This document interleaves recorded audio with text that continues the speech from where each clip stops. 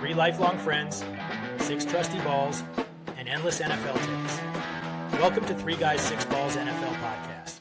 Welcome to episode 67 of Three Guys, 6 Balls NFL Podcast. Yes, I said 6-7. This is the 6-7 episode. We're going to try and say 6-7 67 times throughout the course of episode 67.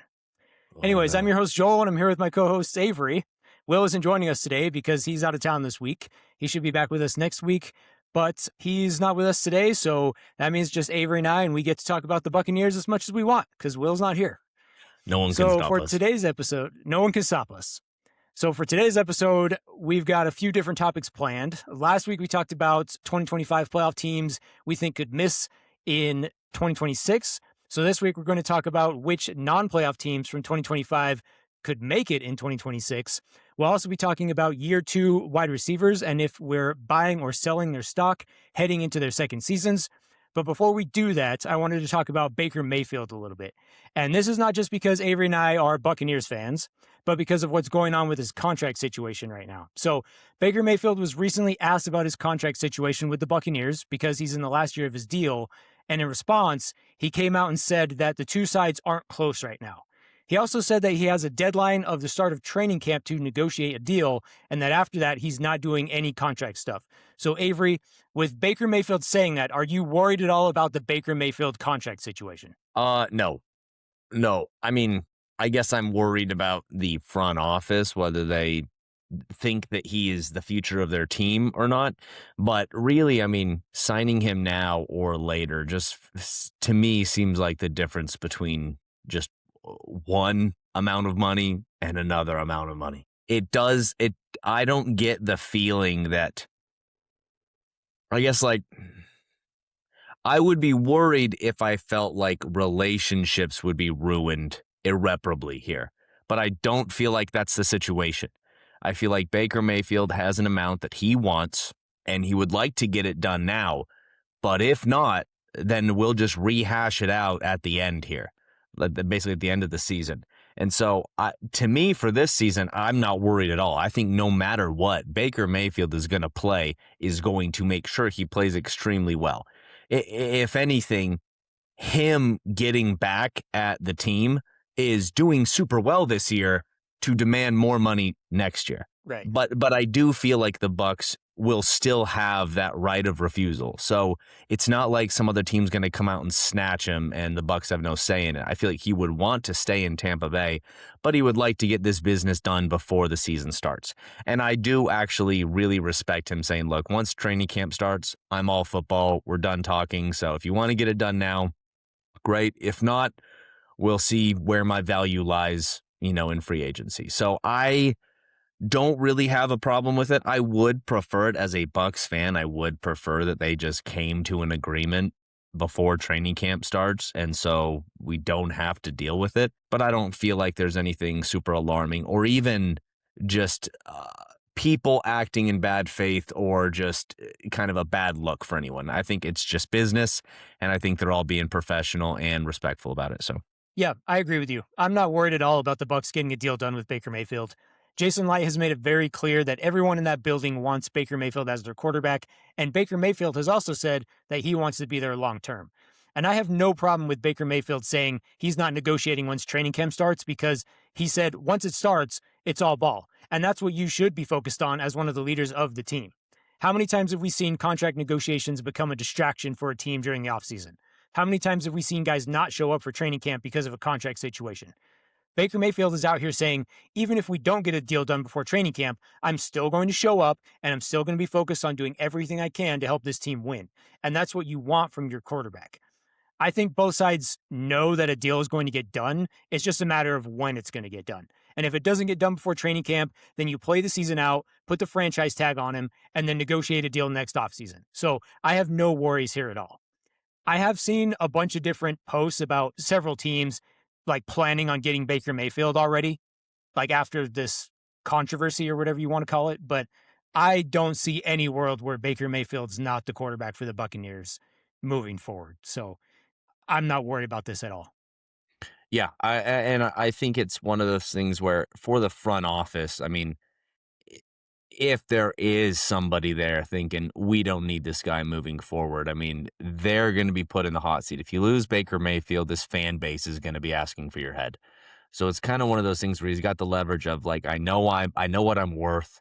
You guys need me. I want to stay here. This is the best fit. Let's just make it work. So if I'm Baker, I'm calm, cool, and collected. You know, I'd like to get this done beforehand, but if not, I mean, I'm gonna get mine no matter what. So I'm not too worried about it. Right. And if you look at the previous quarterback contracts for whatever quarterback you want to choose, like, yes, every single time a quarterback gets paid, we say, oh, that's a massive contract.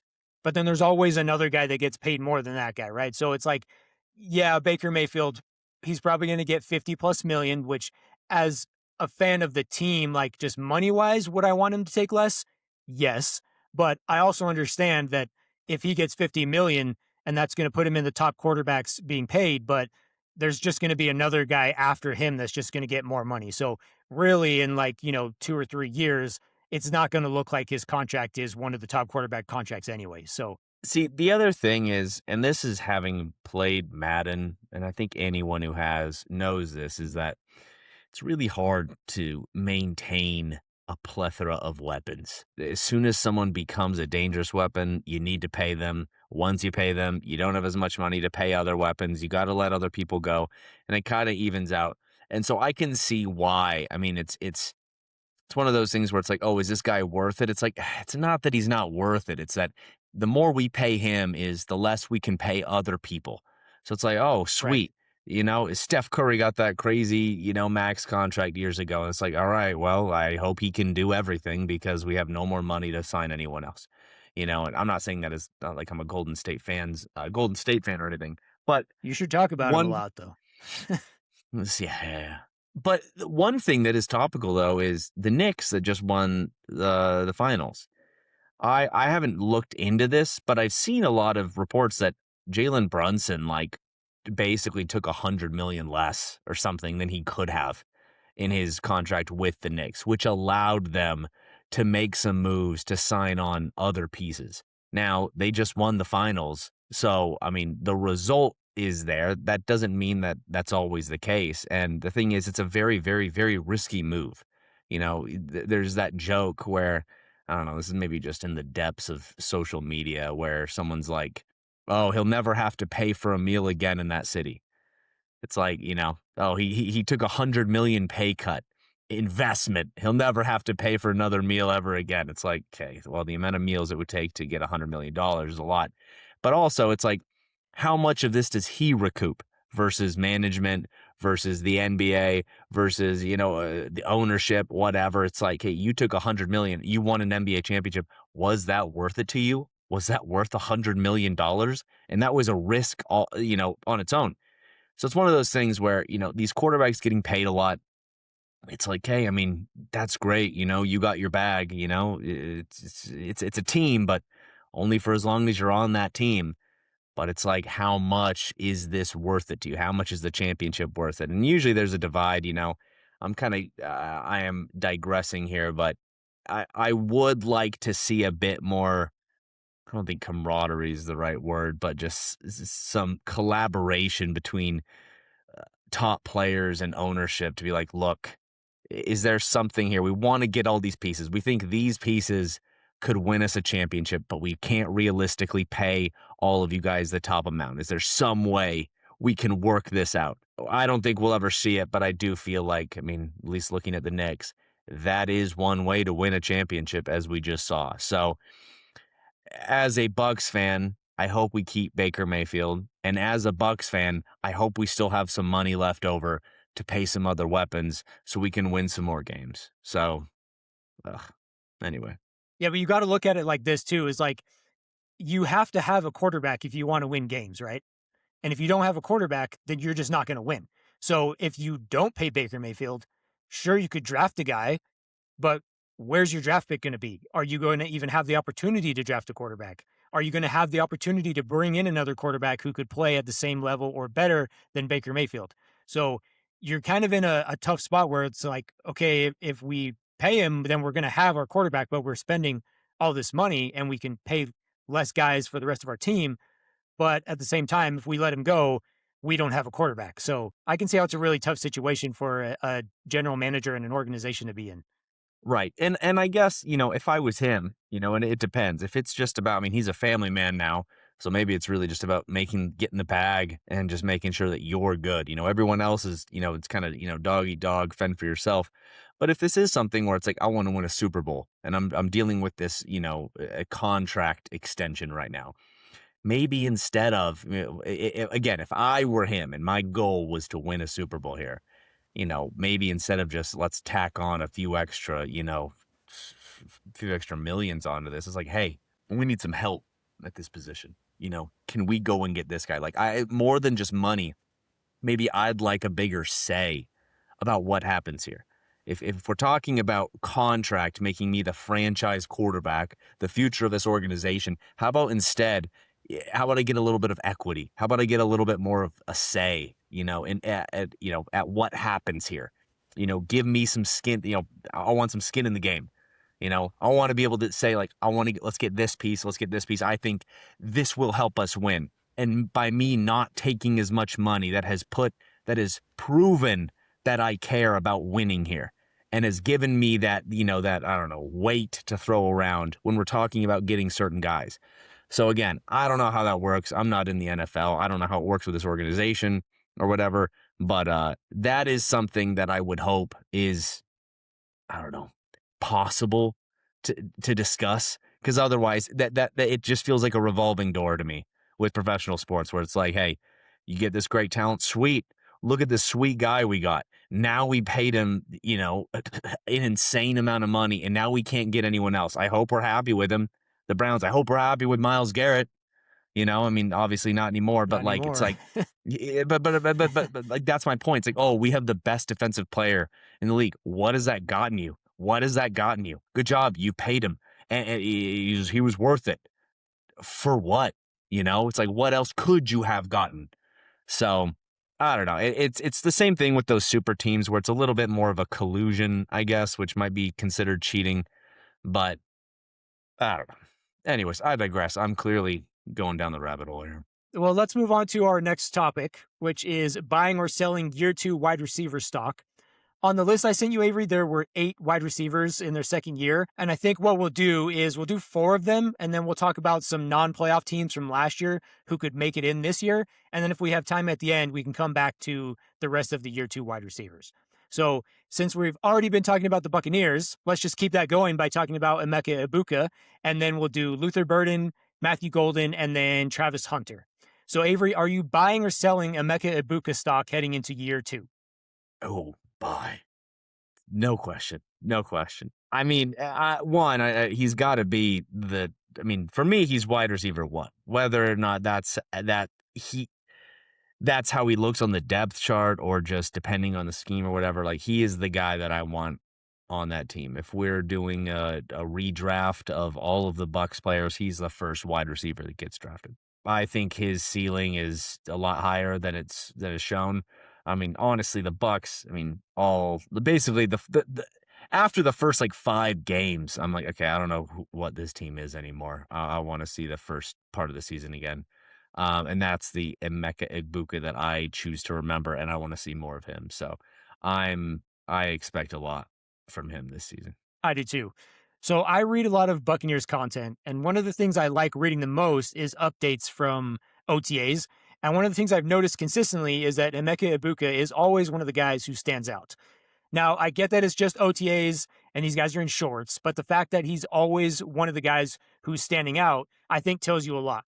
However, with that being said, one of the guys who is also consistently mentioned as a standout player is Chris Godwin. Now, last year wasn't great for Chris Godwin, mostly because he was dealing with injuries throughout the season and was coming off a severe ankle injury. And as I've mentioned several times before, when it comes to the NFL, people tend to think that the same result will happen the year after because that's the last thing that they saw.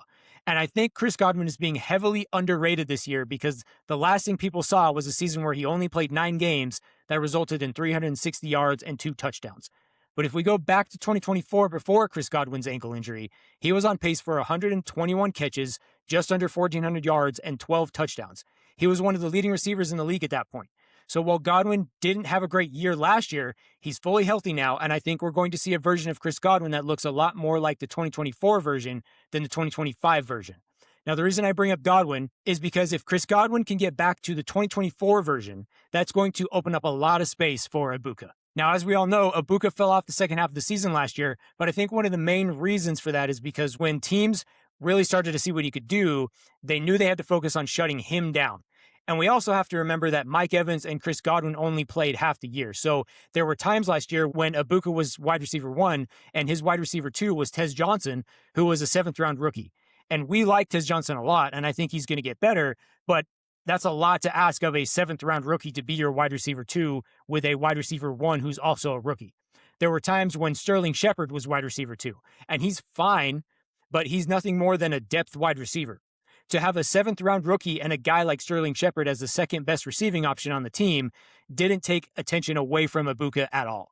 So this year, the Bucs have a healthy Chris Godwin. They drafted Ted Hurst in the 3rd round. I think Tez is going to have a bigger role. Jalen McMillan played last year, but he was coming off a serious neck injury. So they've got him back and fully healthy now.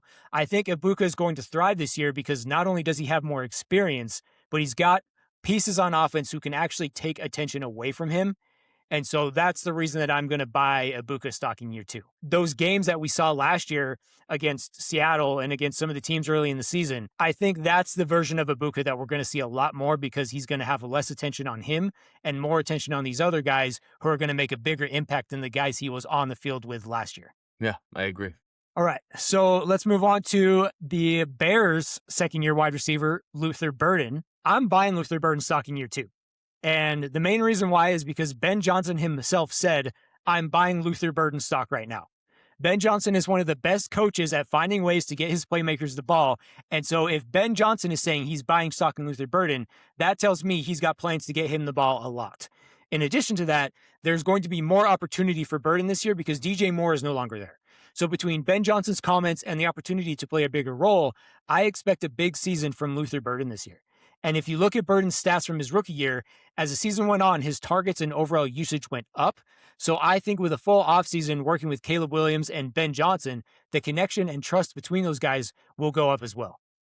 Avery, what do you think? Are you buying or selling Luther Burden stock?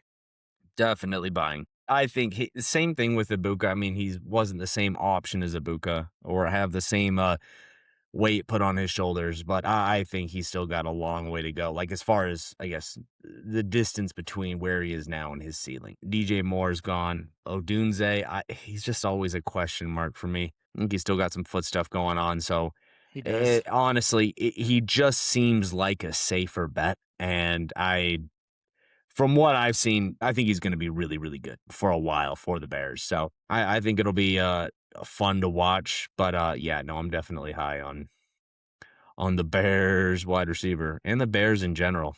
Unlike Will. Will's not high on them now, right? He's never been high on the Bears. He got apologetic at the end of last season. I couldn't remember though if he's like, yeah. if I can't remember if he said they're going to stay good or if he's like, no, they're going to go back to what I said they were going to be last season. I think he did end up saying that they were going to be good again, but then it was either last episode or the episode before. Kinda I think it changed was his last mind. episode. Yeah, I think he was crapping on the Bears again. The Indiana Bears. That is the funniest thing. I think it's so funny. Mainly because it's really just a vanity thing. It's like they're still the same team. It's like the only difference is like, your rivals are going to be the Gary Bears, the Gare Bears. And they and they know it's just going to just drive them up a friggin' wall. So I again, it's not like it's like, the St. Louis Rams moved to LA. It's like, dude, they moved down the road, but so funny. So funny. Okay, let me ask Avery. If you were a fan of a team that moved to a different state, would you still be a fan of that team? Well, I guess it depends. It does depend. I can have some sympathy for the Chicago Bears, specifically because of how historic of a franchise it is. But like, if I was a fan of a team because I grew up in that city or in that state near the city, and then it changed, it'd be this. I don't know. Like, I was never really a big Blazers. I mean, I guess if like the Oregon Ducks, they moved to freaking Washington. somehow if the college moved, I'd be like, no, screw that. Like, I don't know if I can do that anymore. I don't know if I can. The Huskies fans, the Washington Huskies fans would have a field day. They're like, yeah, they're ours now. They're ours. So, like, I don't know. It really does depend. But like, I mean, for me, I mean, I've never lived in Tampa Bay, but if the Tampa Bay Buccaneers swap places with the Raiders, I'd be more of of a of a Buccaneers fan. So I don't know. It all depends. What about Yeah. you? I don't know. I think if it was a different state, I feel like is different than just moving to a different city, especially with the Bears. Like you're moving out of the Chicago area. Like it's Chicago. I don't understand why the Bears are doing that. I really don't, but Well, I mean, isn't Chicago? I'm right now pulling up a friggin' map. Chicago is just right there. I mean, I know, but it's in a Indiana is different state essentially though. part of the greater Chicago area. I mean, I don't know. It would be like the Chiefs being now the what the Missouri Chiefs, Yeah, or I Kansas guess the City, Missouri. Kansas. Yeah, Are they in Missouri or are they in they're in Kansas? Missouri right now. Yeah, Okay, that is funny. but I think they're going to be moving to Kansas. But see, but I guess my point is like even if you called them the Missouri Chiefs, like everyone over there, anyone who's like from there is like, dude, we know the layout of this city. We're very aware that like we're right on a border. But I feel like it's just different with Chicago. And I think part of that's just city pride. But it's like Gary, Indiana. I'm like, dude, that's just a different suburb of Chicago.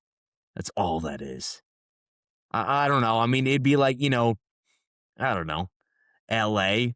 It's like moving to Santa Ana, you know, Glendale. It's like it's far away, but it's like still, but Los Angeles is just huge. However, people decide to, I don't know. It's I mean, I don't know. The whole thing is ridiculous. I mean, it's people saying like, "Oh, I'm from LA," like you're from Simi Valley. It's like, but if I was from New York and you said I'm from Simi Valley and I looked on a map, I'm like, "Oh, LA." It's like, well, kind Yeah, of, but yeah, not really. But so that's the thing I think it's the simple fact that it's in Indiana and that doesn't have the cachet. If they changed the boundary so that was still in Illinois, I don't think it'd be nearly as big of a deal. But anyway, again, it's one of those things where it's not my problem. It's a different fan base, so I just choose to wash my hands of it and laugh at them. So if it happens to me, I'll deal with it. I'll deal with it then. I don't see the Buccaneers moving out of Florida anytime soon. So I think you're safe. Yeah. All right, well, let's move on to Packers wide receiver Matthew Golden. Avery, are you buying or selling stock in Matthew Golden in year 2? I'm gonna sell. I don't think either of us were ever really super high on Golden though. I wasn't. I remember last draft class. I don't think we were. I mean, I think I was actually. Maybe you might have been too. I was surprised he went in the first round. I thought he might have I dropped a little wasn't. further. Yeah, I wasn't I necessarily know surprised that he went in the first round because of his speed, his 40 time. Like, I think that boosted him into the first round. But I didn't think personally that he should have been a round 1 that's right. receiver. He had that name recognition. Played for Texas. Matthew Golden. He was a big deal, but it is one of those things. Was like, yeah, if it was my team needing to draft a wide receiver, like, well, we don't need to take him. He just doesn't look like he's going to get the kind of production he would need. Plus, with Watson getting that big contract, I think someone else just got a big contract too, or an extension. Like, I think he looks like the fourth option right now. He doesn't look like he's really going to have much of a boost here. It does make me wonder what his future looks like with the Packers. I mean, they drafted him high, first round. So I do wonder, is that something? Is it more of a safety net? Is he just not producing as much as, they were hoping for? I would think if he was producing or was surpassing expectations, maybe Watson wouldn't have got that hefty contract. But I don't know. It doesn't look good for him. I certainly wouldn't draft him in fantasy. Yeah, I definitely wouldn't either. I'm also selling stock in Matthew Golden heading into year 2. And the reason why is because right now he is the 4th receiving option in that offense behind Christian Watson, Jaden Reed, and Tucker Kraft. Both Christian Watson and Jaden Reed, who was the other guy, Avery, you were thinking of, just got new contracts. And so that tells me these guys are going to be the featured players in this offense. And before Tucker Kraft got hurt last year, he was an absolute monster for the Packers. So Matthew Golden kind of just seems like the odd man out. And that's even with the Packers losing Romeo Doubs and Dontavian Wicks. I know Packers fans want to see Matthew Golden break out and be a star because they drafted him in the first round of the 2025 NFL draft, but I honestly don't see him doing much more than what he did last year. He'll have his moments as he did last year because he did have some moments, but I don't see him taking much of a step forward or having the opportunity to even do so. So I'm going to sell on Matthew Golden in year 2. Okay, so let's take a look at the unicorn himself, Travis Hunter. Did you know he nicknamed himself that, Avery? Travis Hunter? Yeah. Oh, the unicorn? He nicknamed himself the unicorn. Ugh, good for him. He actually did that last offseason during Jaguars training camp, but it just didn't really make headlines for whatever reason. At least I don't remember seeing it. It's like, do something first. I don't know. Okay, I do want to say, first of all, I'm going to sell my stock. And the big reason is just trying to do both. It's just you're not I would rather, if we're talking about as a receiver, it's like, no, I'd rather you just put all your eggs into that basket rather than trying to split. And it looks like they're going to probably use him more defensively than anything. I want to say that as of, I don't know, it's probably been 2.5 years, 3 years. I've never been that high on anyone coming out of Colorado or basically, I'm just talking about Shedeur and Travis Hunter. They both felt like they played in a bubble. Both of them as the quarterback, and then even Travis Hunter. I mean, he won the Heisman. I'm not saying either of them are bad players. He shouldn't have, though. But just okay, this feels like you're gaming the system. It feels like me playing Road to Glory on the college football video game, and then just as a receiver, or, I mean, you can't play both positions, but as a receiver, and then just calling for the ball every play. Yeah, I'm going to get a lot of yards and a lot of catches, but I'm getting every single ball. It's oh, he's going to win the Heisman. It's that doesn't necessarily mean that he's good. It means they keep using him. They are cheesing him. They are trying to get him the Heisman. And so to me, it just felt like more flash. It felt like, more for publicity, prime time, trying to, get eyeballs on his team, and I don't necessarily have a problem with it. You go from Jacksonville State to Colorado, but you're Deion Sanders. That's what you've got to work with. That's your leverage. It's let's make a show here. Shadeur's doing some crazy stuff. Travis Hunter's doing some crazy stuff, but that to me doesn't mean that you're going to be great players. It looks like you're playing backyard football. So to me, both of these guys have never really been that high on my radar. But even with that said, I do think Travis Hunter is an incredibly talented player. But as a receiver, even if he was just playing receiver, I think I would still sell my stock. But as both, it's dude, you might be a really good corner, but maybe not. You're still really small. We still have yet to see it. Either way, sell. I do apologize, any Travis Hunter fans out there. I just show me something before you start giving yourself a nickname.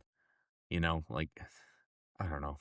Well, yeah, I'm going to sell stock in Travis Hunter as a wide receiver in year 2, but I'm going to buy stock in him as a corner. Jaguars general manager James Gladstone has already said that his usage on defense is going to go up this year. Last year, he played about 2/3 of the time on offense and 1/3 on defense, but I'm expecting that to be flipped this year. I wouldn't say the Jaguars wide receiver room is stacked by any means, but I think they've got a pretty solid group with Jacoby Myers, Parker Washington, and Brian Thomas Jr., assuming that he gets whatever he had going on last season figured out, because that was just bad. But looking at that wide receiver room, there's not a ton of need for Travis Hunter to play wide receiver this year. In addition to that, the Jaguars were a bottom half team last year when it came to pass defense. So it just makes a lot more sense for Travis Hunter to play at corner more because it helps fix an area of the defense where they weren't great last year. And again, they don't really need him at wide receiver. So just as a wide receiver, I'm going to sell on Travis Hunter because I don't think they're really going to use him a whole lot as a wide receiver, just in sub packages for this situation or that situation. But as a corner, he's going to play a lot more. So I think I would buy stock in him as a corner, but sell stock in him as a receiver. And I agree with you, Avery. I think he just needs to play one position. Him trying to play both ways, I just don't like it. But if he plays one position, I think he can be really good at that position, but I think he's just wasting his time kind of just playing both because I don't think he's ever going to be like elite at one or the other because he's going back and forth. Yeah. Yeah. All right. Well, we'll come back to the wide receivers if we get time at the end, but let's take a look at some of the non-playoff teams from last season who could make it in 2026. So every year for the last 36 seasons, there has been at least 4 new teams to make the NFL playoffs. So Avery, who do you think could be one of those teams in 2026? Ooh. To start it off, the Ravens. That's Yes. it. The Ravens. That's all. That's all. No, I just feel like they massively underperformed last season, and it felt a little bit like a fluke. I think with the weapons they have, I just don't see them doing that again. A team that I'm not going to say is the Chiefs. I think the Chiefs are going to stay out. And I think that is, I know last time me saying that was surprising and unpopular, and it was right. And I'm going to go ahead and say it again. I think their reign is over, and I think they're going to suffer a little bit more, and then need to clean house a bit. Speaking of the Golden State Warriors and an aging dynasty, Mahomes to me feels like Curry. Like, okay, you got this large extension, you're here for another decade, and all of your pieces are kind of falling away. I mean, it's not to say that you're not gonna, reload, but it's not the same. So it's just not the same Chiefs team that it has been before. So more than anything, it's like, yeah, just put Patrick Mahomes on a different team, and that's the Chiefs now. I just feel like they're not going to make it. I think they might do better than 6-11. They might make the playoffs. They might make the playoffs. But even if they do, if they lose first round wild card, I'm not going to see that as an L. I'm like, if you lose first round of the playoffs, you didn't make the playoffs. That's fair. That's fair. Yeah. I'm surprised you didn't say the Buccaneers, Avery. I got more teams to go. Well, why don't you I'm assuming the Buccaneers are one of the teams that you have. Yeah. And if they are, tell us why. Honestly, I feel like the Ravens and the Bucs are in the same spot. I just feel like it was just everything that could have gone wrong went wrong. I really wish we fired Todd Bowles, but it didn't happen. Yep. And so we're just going to make do. A small part of me wants us to just tank again so we can just clean house and just like, all right. We're going to fire him this time. Because if we win and then it's like, okay, are we just prolonging this? Like, how much longer with Bowles are we going to go for? So, that being said, I do want to see them win, but I don't want to see them kind of win. I don't want to see them win one playoff game and then lose. I want to see them win a Super Bowl. I just don't feel like Bowles is that guy. So it's just, I don't know. It's disappointing, but I do feel like the Tampa Bay Buccaneers will make it. I mean, they had the same record as 2 other teams in their division. One additional win would have put them in, and they just were sliding the whole season. I feel like it won't be that tough. I feel like the Falcons will be a little bit better. I feel like the Panthers will be a little bit better. I feel like the Saints will be a little bit better, but I feel like the Buccaneers will be a lot better. So I feel like that'll put them over the edge. Yeah. I really do think we're going to see a different version of the Buccaneers this season, specifically with their defense. I know I've mentioned this before, but there's no denying that the defense was bad last year, and the Buccaneers knew that going into this offseason, and they made moves to fix it. I'm specifically excited to see how this front 7 looks for the Buccaneers because I think they brought in guys who will and already have changed the attitude of the defense, and I think that will not only help the defense, but the offense too. And that attitude change is already being seen in OTAs for the Buccaneers. The Buccaneers actually just recently got one of their OTA practices taken away by the league because they were being too physical in their practices. Now, you could look at that as a bad thing, but I actually really like that because it tells me that this team has a different attitude than it did last year. From everything that I've read about the Buccaneers practices this year compared to last year, they all say that last year's practices lacked intensity and they did not match the style of football being played on game days. But this year, every practice, or at least the ones that are open to the media, are getting reviews and bringing a game day attitude. And I think that has to do with the new coaches that are being brought in. I think that has to do with the new players that are brought in. And I think the way they're practicing is going to make a big difference for them on game days this year. And so I just think that the whole attitude change of the Buccaneers, specifically on the defense, is going to help them get back into the playoffs. I do agree with you, Avery, that Todd Bowles should have been fired. I don't think Todd Bowles is the right guy. I don't think he's the right coach to lead a team to the Super Bowl. I think where Todd Bowles needs to be is just as a defensive coordinator, because we just haven't seen him do really anything great as a head coach. Yes, he's made the playoffs, but one of those years he made the playoffs was with a losing record. He hasn't won more than 10 games since he's been there as the head coach. I think he just needs to be a defensive coordinator because he's really good at that. Like, they won the Super Bowl with him as the defensive coordinator, but I just don't think he's the right guy as the head coach. But I still think they can make the playoffs because the position coaches that they brought in, they seem to have changed the way that these guys are practicing, the way that these guys' attitude is. And the players who they brought in as well, like Ruben Bain and some of the other guys that they brought in, just have this attitude of, we're going to win football games. Like, we will do whatever it takes to win football games. And I just don't think that attitude was present for the Buccaneers last year, specifically in the second half of the season. I agree. All right, so for a team that I think could make the playoffs this year that did not last year is the Cincinnati Bengals. I think the Cincinnati Bengals are going to make the playoffs this year. We all know what the Bengals have offensively, and if Joe Burrow is healthy, the Bengals will have one of the best offenses in the NFL.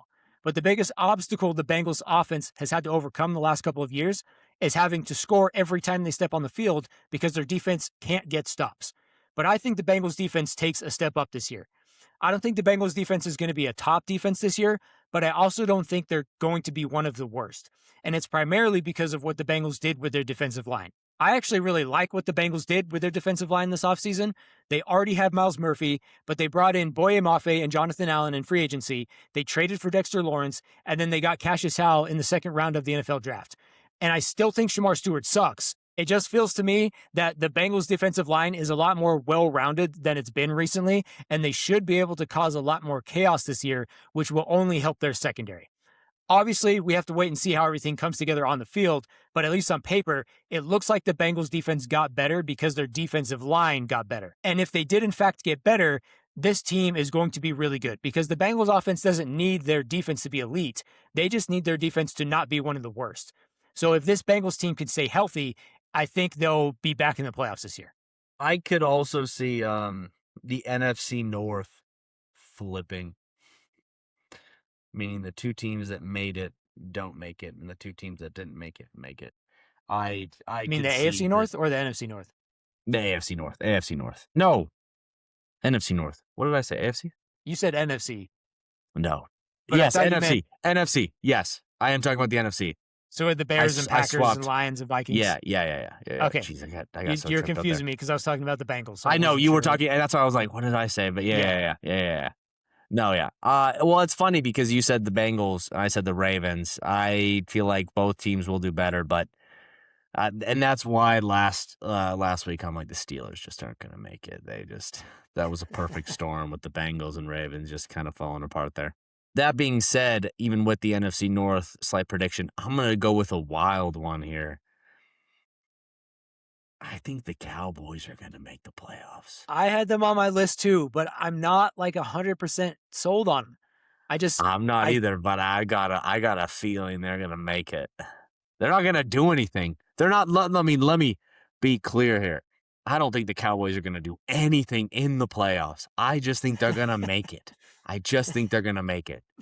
I think they're going to do better than they did this year. But yeah, I don't know. It's just a feeling. Yeah, honestly, I think the Cowboys are in a very similar situation to the Bengals. They have one of the best offenses in the league, but their defense has just been really bad, which is holding the team back. And the Cowboys offense doesn't need their defense to be elite. They just need them to not be one of the worst. So if the Dallas defense can go from being one of the worst to just a middle of the pack defense, the Dallas Cowboys are probably a playoff team. They've got a lot of new pieces on this defense, and so we'll just have to wait and see how it all comes together. But the pieces they brought in should help them take a step up this year. Aside from the defense, the biggest question I have with the Cowboys is just their schedule. I think the Giants and Commanders will be better, and they play them twice. They play the Eagles twice, who have the defense to stop their offense. They play the Ravens, the Texans, the Buccaneers, the Packers, the Jaguars, and they play the NFC West, so they have to play the 49ers, Seahawks, and Rams. That doesn't seem like an easy schedule to me at all. So I'm kind of on the fence with the Cowboys right now because I just don't know what their defense is going to be. But again, if their defense can just be middle of the pack, I think the Cowboys are a playoff team. I think Caleb Downs is going to be great too. I think he he's is. going to be. I think he's going to be a total stud. I still can't believe that the Dolphins passed up on him for Caden Proctor. I can't believe they did that. Common Dolphin shit. Sorry, Dad. We'll give up potentially the best defensive player in the draft for 2 extra 5th round picks. Like, yeah, Jeez. we'll totally get 2 players of his caliber in the 5th round. Doesn't make any sense at all to me. Did you have any other teams, Avery? The other one, I mean, it didn't really make my list, but the Colts. I'm so disappointed that Jones got hurt. I wanted to see the logical conclusion of that team, of the team that started out so hot. I wanted to see, rather than him getting hurt and us being like, oh, what could have been. It's kind of like, do you remember, this is a deep cut. I think it was 2009.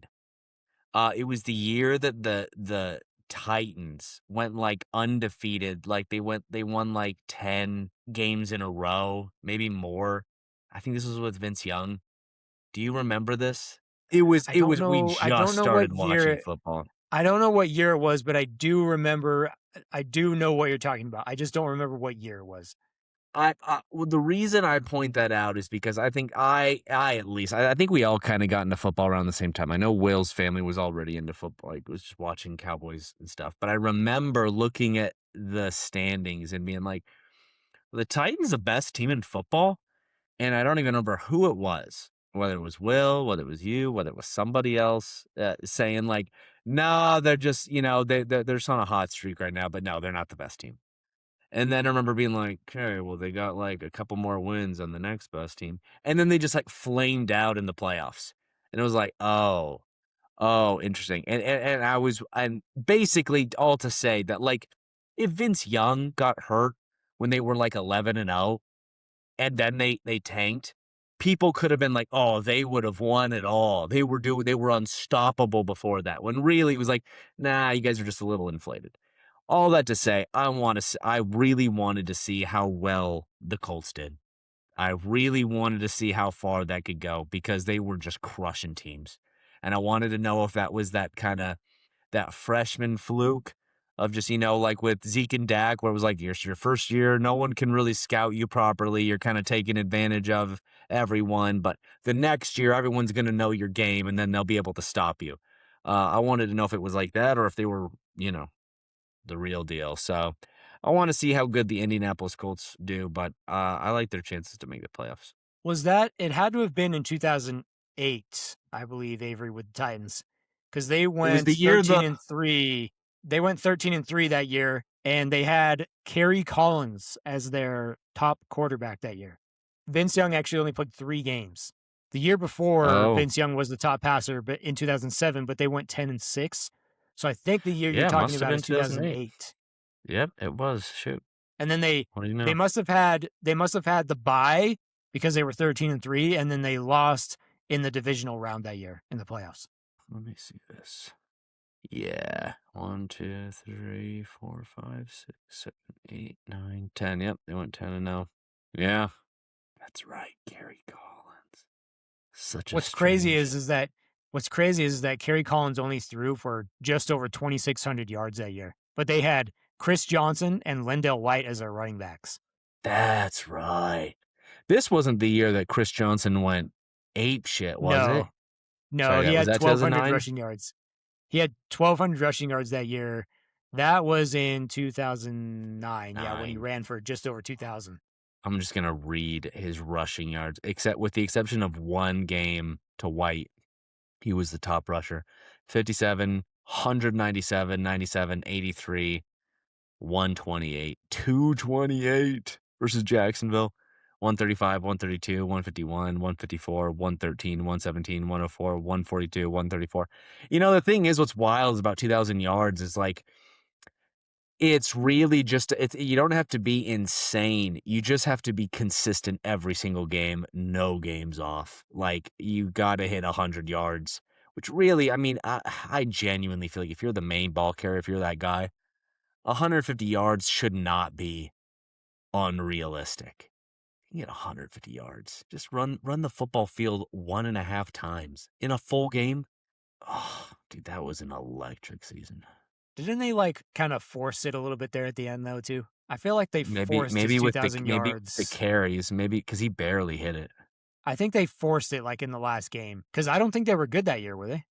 He got 2,006 yards. They had No, to they were force it. 8-8. They were 8-8 that year, so I'm pretty sure they just said we're not going to make the playoffs, so let's just give him 2,000 yards. I mean, his 1,200 yard season, he had 250 carries. They gave him 358 carries.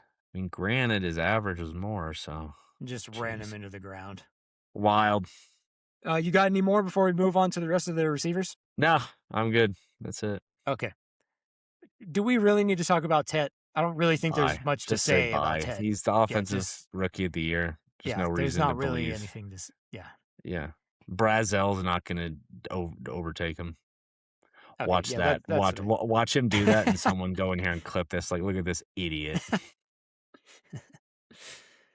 All right.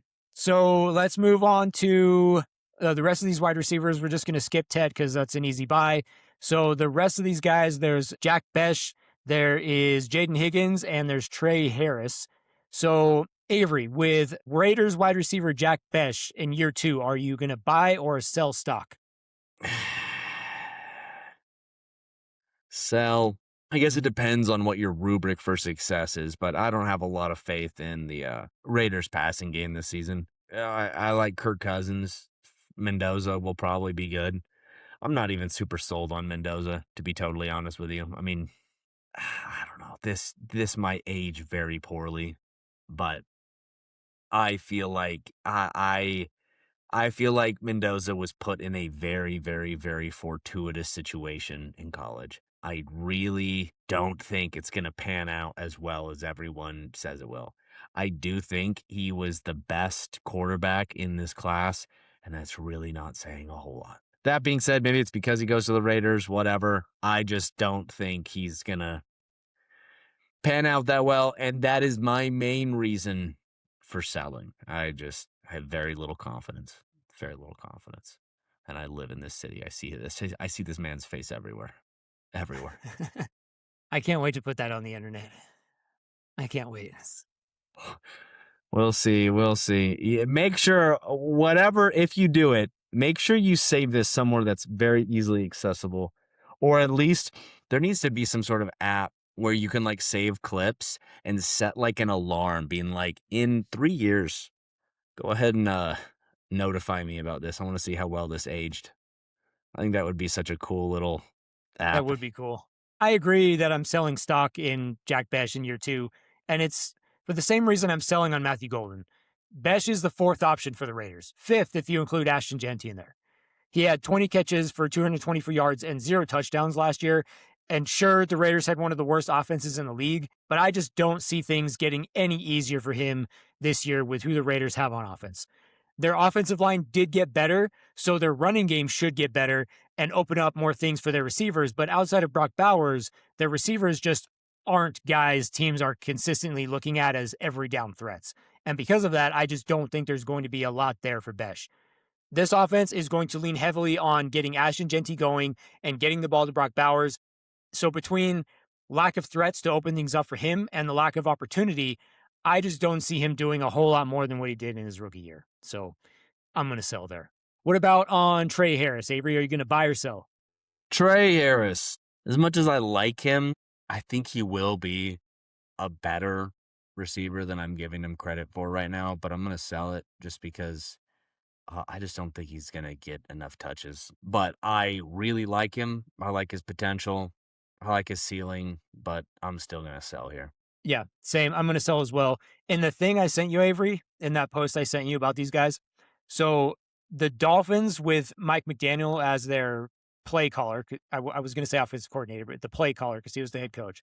So with Mike McDaniel as the play caller for the Dolphins fielded the 2nd highest rate of multi-running back sets and the 3rd lowest rate of 3 receiver alignments with Mike McDaniel. So Trey Harris is technically the 3rd receiver on the depth chart right now for the Chargers, but they also have Aronde Gadsden and they just brought in David Njoku. So I think that he's probably going to be the odd man out in that offense because you're going to give the ball to Quentin Johnson and you're going to give the ball to Ladd McConkey, and then you're going to give the ball to your 2 tight ends as well as your running backs. I don't know if there's going to be a whole lot of opportunity there for Trey Harris this year. I think he can be better than he was last year, but I don't know.